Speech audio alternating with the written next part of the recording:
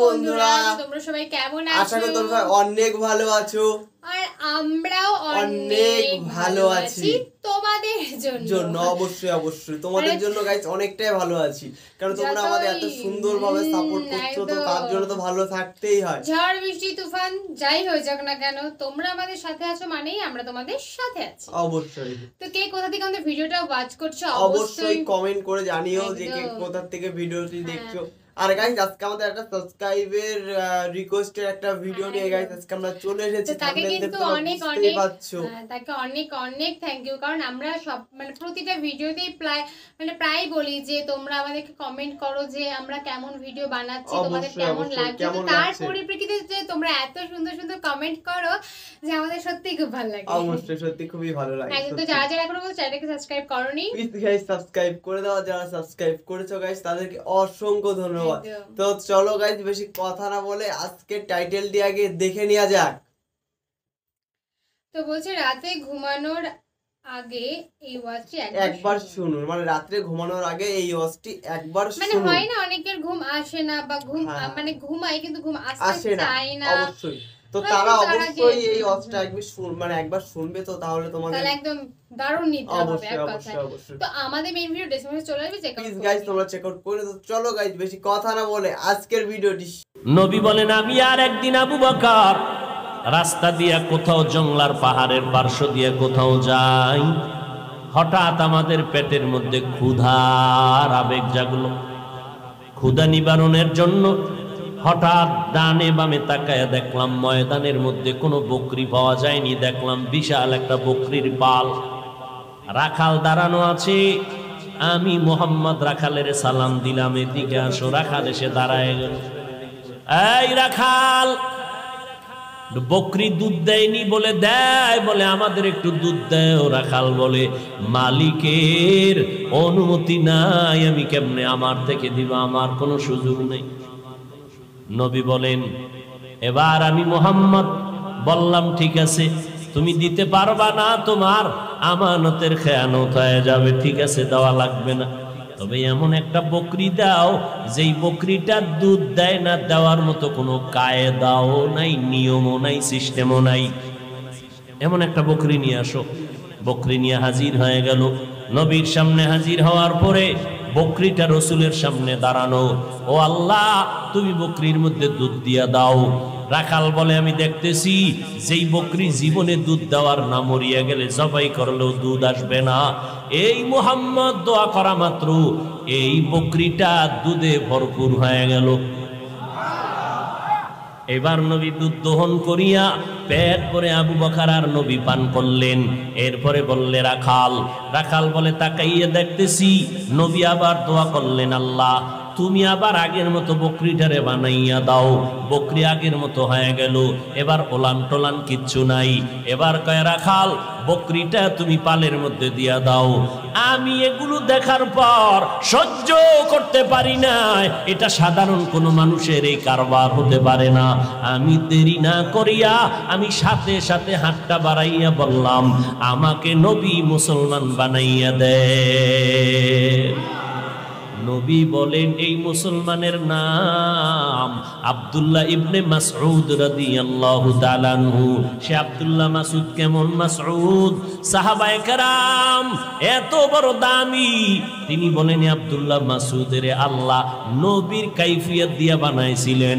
পেছন দিক দিয়া আব্দুল্লাহ মাসউদ যদি হেঁটে যাইতো, সাহাবায়ে কেরাম মনে করত রাসূল হেঁটে যায়, রাসূলের মতো দেখা যায়।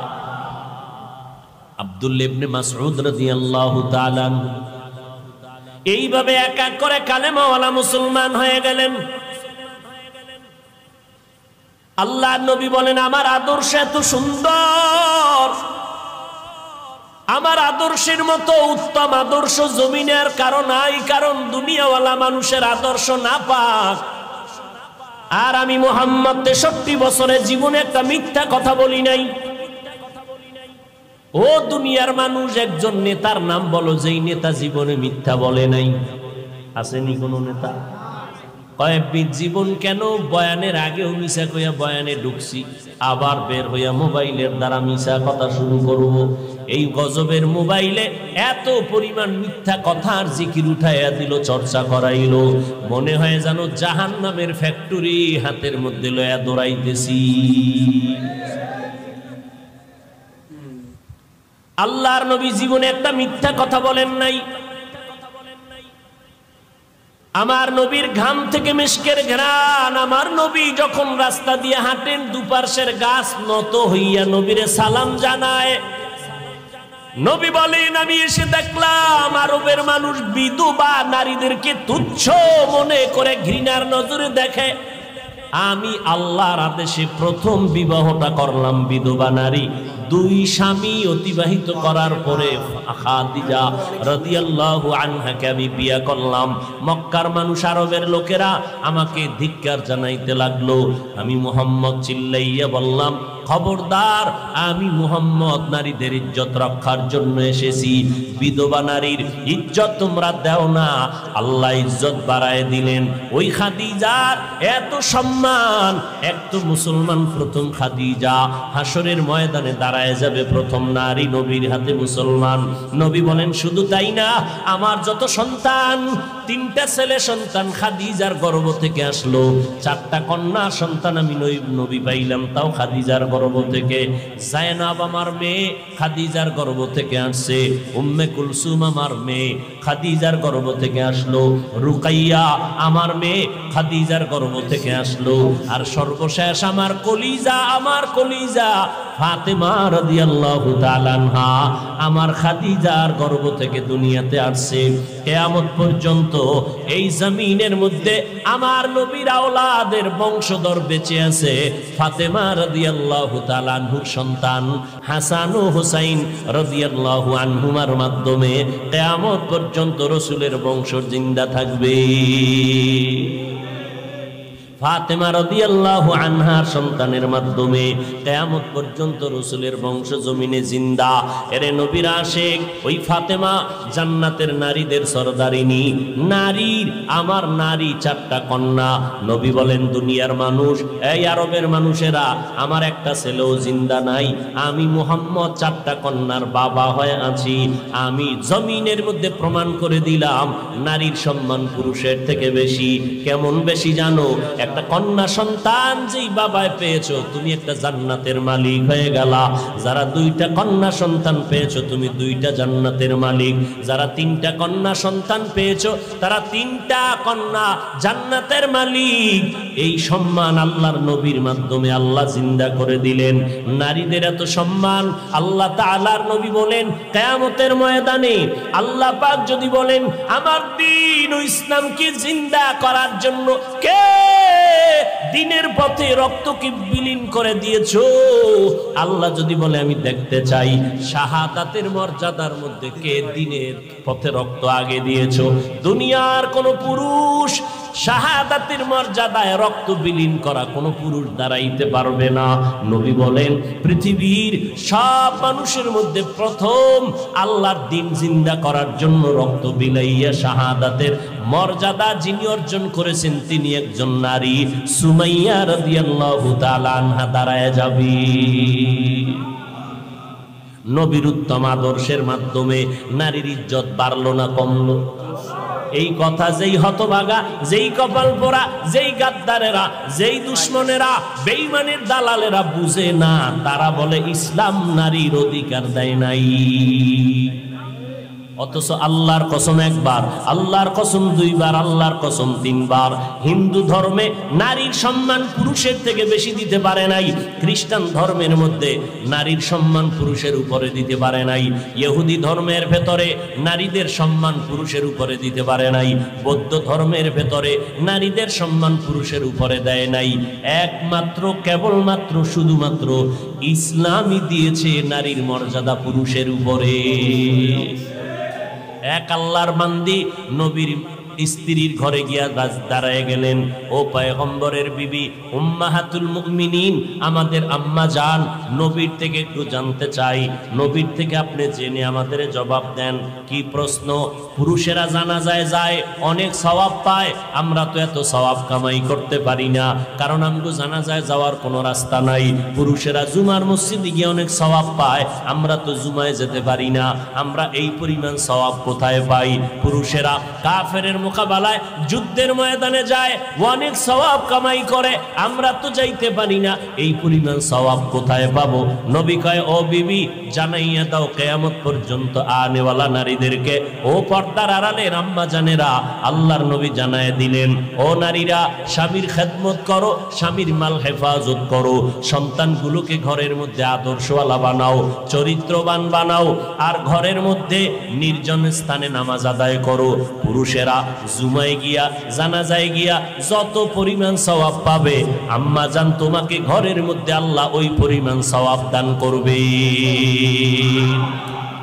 আতিনা ফি দারে দুনিয়া না হাসান, আতিনা ফি দারে উকবা না হাসান, ইয়া গিয়াসাল মুস্তাগীসিন হদিনা লফতিখারা বিল উলুমে ওয়াল গিনা।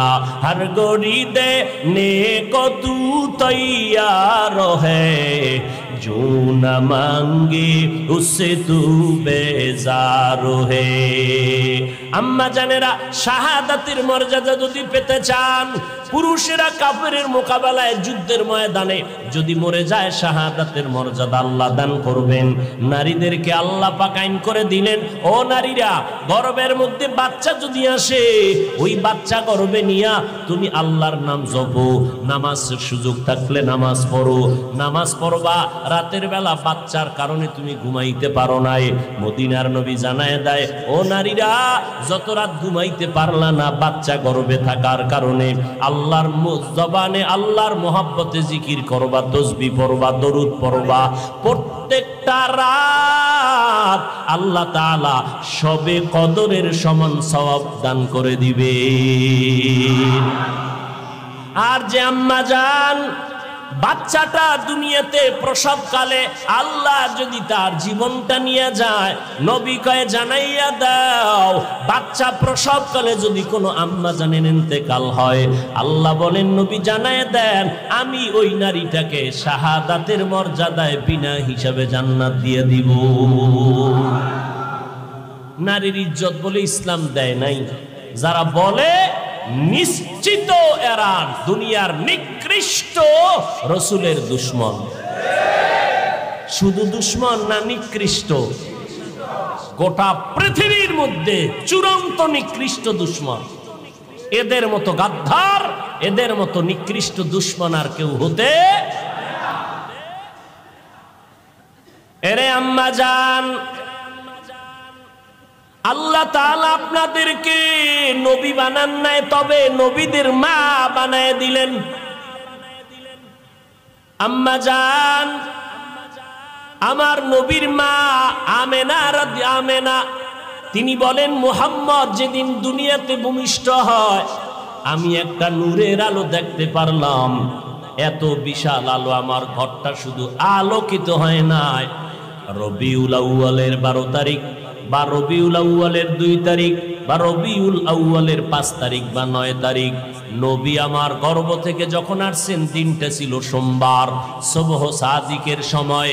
হঠাৎ করে তাকাইয়া দেখি এত পরিমাণ নূরের আলো, ওই আলোটা শুধু আমার ঘর আলোকিত দেখলাম না, এই নূরের আলো দিয়ে তাকাইয়া দেখলাম বহু দূরের বসরা এলাকার শহর ওই আলোতে আলোকিত হয়ে গেল।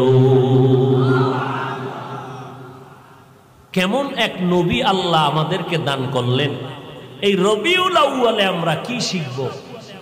মিলাদুন নবী পালন করো, সিরাতুন নবীকে লাথি মারো। এই কথা যারা বলে, এদের মতো নিকৃষ্ট বেয়াদব পৃথিবীতে আর কেউ নেই। সিরাতুন নবী অর্থ কি বলছি একটু আগে মনে আছে? সিরাতুন নবী মানে কোরআন, নবীর আদর্শ হলো কোরআন, নবীর আদর্শ নামাজ, নবীর আদর্শ পর্দা, নবীর আদর্শ হালাল, নবীর আদর্শ জিকির, নবীর আদর্শ রমজানের রোজা। তাহলে যারা কয় সিরাতুন নবী লাথি মারো, লাথি গিয়া লাগলো কই রে বেঈমান, খবর রাখুনি। এত চালাকি কেন করতেছি?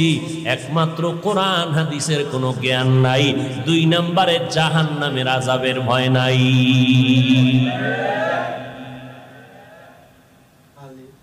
এরে নবীরা আশিকেই রবিউল আউয়ালে এখন মিলাদুন নবী যারা পালন করবে, আমরা কোরআন হাদিস রিসার্চ করে দেখবো আমার নবী কিছু করছেননি। যদি নবী কিছু করেন মিলাদুন নবী উপলক্ষে, তো উম্মতেরাও সেটা করতে পারে। মুসলিম শরীফের হাদিস, আল্লাহর নবীর থেকে পাওয়া যায়, নবী প্রতাপী খাও। হ্যাঁ, আমি তো চ্যালেঞ্জ দিছি বাংলাদেশে, স্পষ্ট চ্যালেঞ্জ,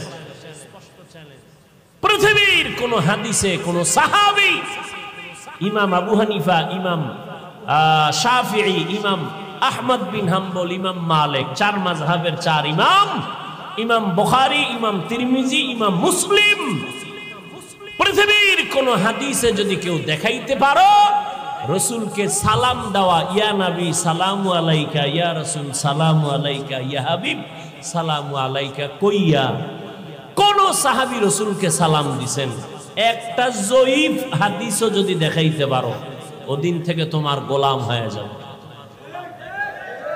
আবু হানিফাও এই সিস্টেমে কোনোদিন সালাম দেননি। তুমি আবু হানিফার মাযহাব মানো, এটা ভাইলা কই? ইমাম শাফি দেন নাই, ইমাম বুখারী দেন নাই, ইমাম মালিক দেন নাই, ইমাম আহমদ বিন হাম্বল দেন নাই। বলে সালাম আল্লাহর নবীরে কেমনে দিবা? ও বাবা তুমি বানাও কেন? আমার আল্লাহ নিজেই শিখাইয়া দিবেন কেমনে সালাম দিবা। আসসালামু আলাইকা আইয়ুহান নাবিয়্যু, মেরাজের রাত্রে আমার আল্লাহ নবীরে সালাম দেওয়ার নিয়ম শিখাইলেন। আল্লাহ যেইভাবে নবীরে সালাম দেয়, উম্মতেরা তোমরা ওইভাবে সালাম দাও। কয় কি? কয় নবীরে সালাম শব্দ বলবা আগে, তারপরে বলবা নবীর নাম, নবীরে সম্বোধন করবা, এরপরে আসসালামু ক্বাবলাল কালাম, সালাম দিবা কথার আগে ভাইজান কেমন আছেন, সালাম আলাইকুম না, না, আগে বলবা সালামু আলাইকুম ভাইজান কেমন আছেন, সালামু আলাইকুম আম্মাজান কেমন আছেন, সালামু আলাইকুম আব্বাজান কেমন আছেন। আব্বাজান কেমন আছেন সালাম আলাইকুম, এটা সুন্নত না। তো বন্ধুরা, ভিডিওটি তোমাদের কেমন লাগলো অবশ্যই তোমরা কমেন্টে জানাও, কারণ তোমাদের কমেন্টের উপরে আমরা ভিডিওটি করলাম। তো আশা করি খুবই ভালো হয়েছে ভিডিওটি। উনি যে কটা কথা বলেছে, মানে কথাগুলো না গায়ে মানে কাটা দেওয়ার মতো। সবাই বলে যে আমরা নাকি মানে নারীদেরকে নাকি সম্মান করতে যায় না, নারীদের কি করা উচিত, মানে নারীদের যে হয় না ধরো যে সাপোর্ট যে ব্যাপারটা আছে সেটা নাকি দেয় না, যে না তুমি এটা করবে না। কিন্তু এই সম্পূর্ণ কথাটা বলে যে নারীদের সমস্ত কিছুতে ওনারা সাপোর্ট করে, এটা নারী উপরে উঠতে পারে। তো এর এই ভিডিওটা দেখে যত আমাদের যতগুলো ধর্ম আছে, যেরকম হিন্দু ধর্ম, বৌদ্ধ ধর্ম, খ্রিস্টান ধর্ম বা আদার যতগুলো ধর্ম আছে, মুসলিম ধর্ম বলতে, তো এই ধর্মে নারীকে সত্যি অনেকটা পিছিয়ে রাখে, অনেকটা নিচে। আর ইসলাম ধর্মের বলতে গেলে সবার আগে থাকে নারীদের, মানে সবাইদের সমান পাঠ দেওয়া হয়। মানে সেটা শুধু আমরা বলছি এরকমটা না, তোমরা কিন্তু সবাই ভিডিওটা দেখে বুঝতেই পারলে। মানে ওনার ওই যে কথাগুলো উনি বলেছিল, সেই কথাটাতে ফুটে উঠেছে, স্পষ্ট ফুটে উঠেছে যে নারীদের কতটা সম্মান করা হয়, কতটা নারীদেরকে এগিয়ে দেওয়া যায়। অবশ্যই। তো আমার কিন্তু এই ব্যাপারটা সত্যি ভীষণ ভালো লেগেছে। সকলে নারীদের প্রতি একটু অন্যরকম মানে ব্যাপার আনি, যে নারীদেরকে ঘরের মধ্যে আটকে না রেখে নারীদেরকেও সমস্ত কাজে আর কি উৎসাহ করে। তো তোমরা অবশ্যই, মানে আমরা কথাটা কি ঠিক বললাম না ভুল বললাম, তোমরা অবশ্যই কমেন্টে জানাও। যদি কোনো ভুল হয়ে থাকে তো অবশ্যই গাইস তোমরা আমাদের কমেন্টে জানাও। আমরা যাও ভুল হলে অবশ্যই জানিও, কারণ আমরা অতটা টোটালি বুঝিনি, কিন্তু ভিডিওটি দেখে আমাদের যতটা মনে হলো আমরা সেই হিসাবে তোমাদের সাথে শেয়ার করলাম। তো ভিডিওটা কেমন লাগলো অবশ্যই কমেন্টে জানিয়ে দিও যে কেমন লাগলো গাইস ভিডিওটি। তোমরা কেমন ভিডিও চাও সেটাও আমাদের কি ধরনের ওয়াচ চাও গাইস সেটা অবশ্যই তোমরা কমেন্টে জানাও, আমরা সেই ধরনের ওয়াচ নিয়ে গাইস তোমাদের সামনে চলে আসবো। তো চলো গাইস, নতুন করে ধামাকাদার ভিডিওতে তোমাদের সাথে আবার দেখা হবে। আজকের মতন এইখানেই।